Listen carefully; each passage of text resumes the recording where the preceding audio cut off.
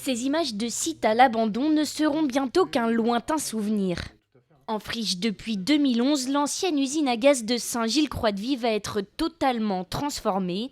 Un projet qui rentre dans le cadre de la zéro artificialisation nette et qui demande donc de s'adapter. Ça arrive de plus en plus parce il y a des nouvelles normes environnementales qui nous imposent de reconstruire la ville sur elle-même.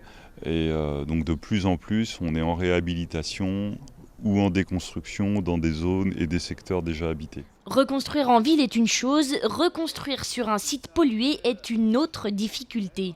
Spécialisé dans les sites à reconvertir, Brownfields a investi dans 70 terrains du même type, avec à chaque fois la même marche à suivre. Il y a effectivement des sources de pollution qui ont été identifiées.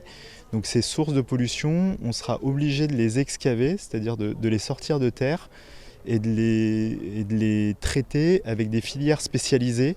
Donc ça sera traité hors site et ensuite via des mesures etc. qu'on réalisera au cours des travaux, c'est de nous assurer de la compatibilité sanitaire du site avec l'usage futur. Et cet usage futur, c'est le logement.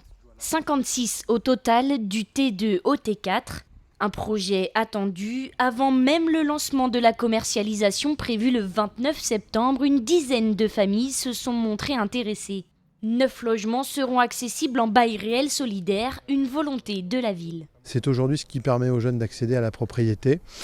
Donc forcément sur le littoral, l'accès à la propriété est un peu plus compliqué qu'ailleurs. Et donc on se réjouit qu'en cœur de ville ici, on puisse avoir 9 logements qui vont être réservés à des familles avec des jeunes enfants qui vont devenir propriétaires. Mais avant de s'installer, il faudra patienter un peu.